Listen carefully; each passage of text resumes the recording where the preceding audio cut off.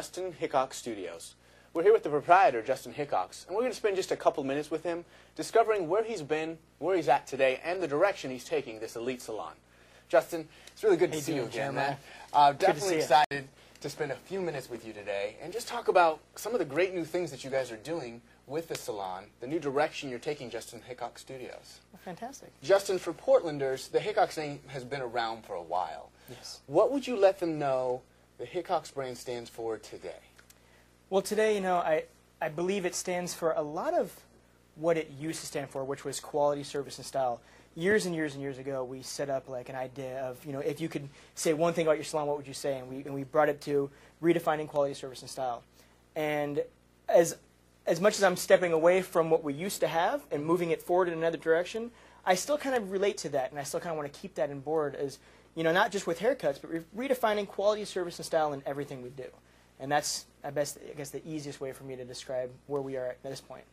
So, Justin, I know that you do come from a great heritage. I mean, haircutting is almost in your blood. We could say that. I'd say so, actually.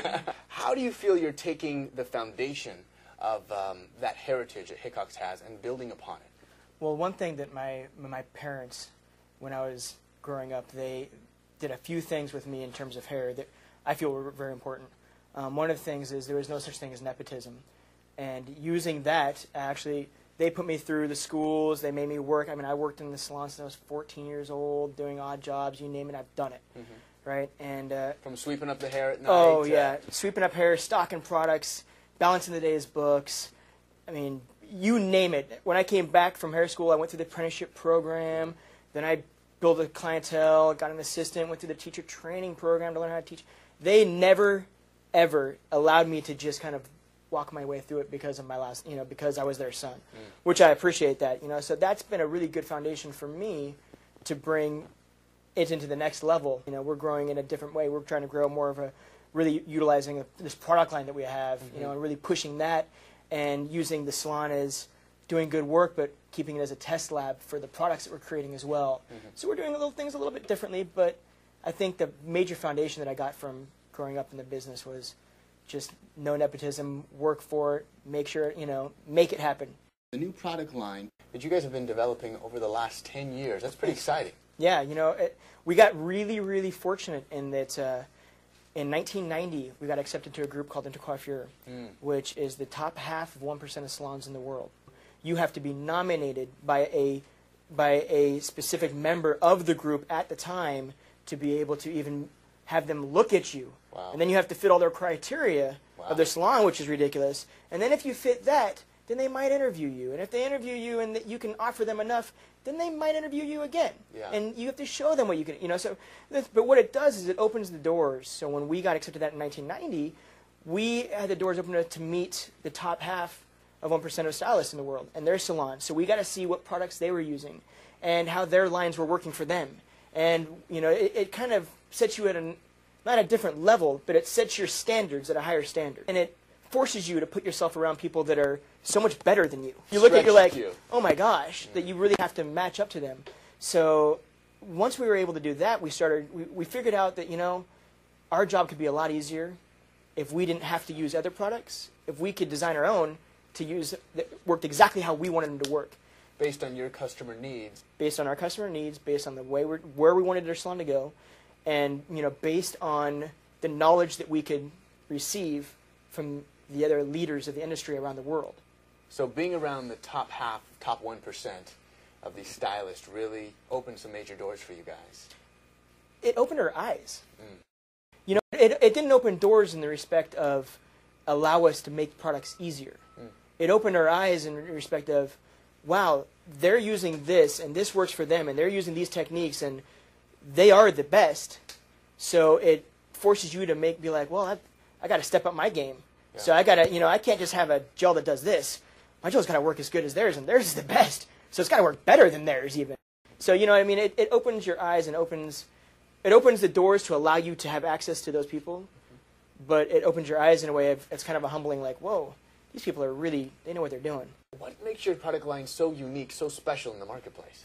Well, I'll tell you, so we've been developing it over 10 years. Right. And when we originally started developing it, we realized that you can't create a product and not and use it on clients' hair and not sell it to the clients. So we started selling it to our clients, but that's the only place we sold it. We sold it to our specific clientele that came into our salon. That's it. Because once they tried it, they wanted it. Once they tried it, yeah, it works. I mean, it's 10 years. It works. It's been tried. It works.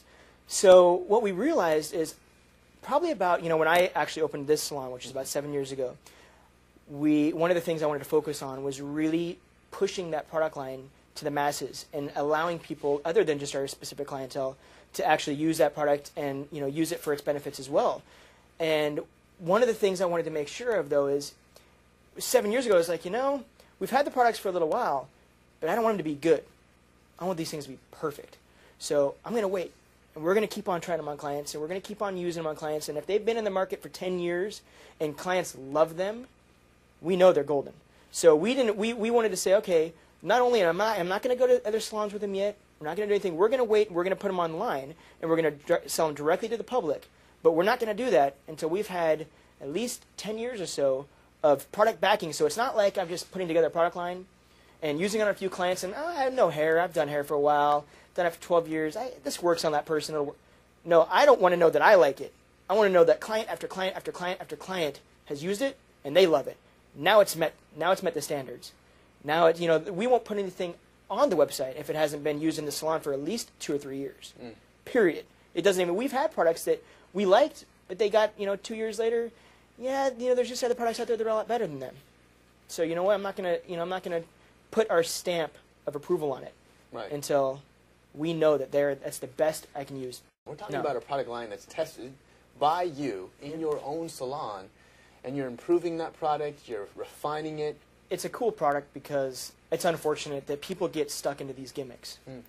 So many of these gimmicks are used to sell products, and so many of these products, the gimmicks that sell them also create other underlying issues with hair that we've seen. So I've noticed a lot of times where people will come in that have been using specific products that are supposed to yield a lot of shine in the hair. And what happens is over time, this shine begins to build up, and it creates like this waxy buildup on the hair that also takes away from volume. It lays the hair flatter, and it reacts to products differently, so products get gummy in the hair. It could get really dull after a while. Yeah, and so it creates these other little issues. Our products have no gimmicks. You're not going to get a product that smells absolutely amazing, that has this crazy stuff. You're going to get a product that works. They do what they say they're going to do. That's it. Right. Nothing more, nothing less. They're efficient in what they need to do, and that's all we want for them. So it's like they're great because of that. Unfortunately, they're not going to be this smelling, oh, this smells so aromatherapy. Right. But you know what? That's not why we developed them. We developed them because we want them to result in the results that you want and you need, not in, okay, it's pretty and it smells good. Yeah. It's got to give you volume or do whatever it needs to do. No hype, but great hair. And I think a lot of people would be excited about that. Yeah, that's what I think. Your family's been in the styling, hair cutting, salon business for over 30 years. Yeah. You've had ups, you've had downs. Have you learned from all of those experiences? The greatest thing about all those experiences is what you take from them. In any business, you're going to go up, you're going to go down. Any business is going to have its trials and tribulations. It wouldn't be a business if it didn't. We've had some trials, we've had some great experiences, and we've learned any trials we've learned from, and we've improved on.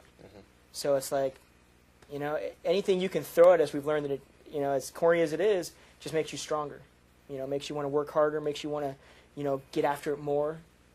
So it's actually been. I would actually say that any of the trials we've gone through, I'm glad we went through them, so that we could learn from them and experience the things that we are experiencing now.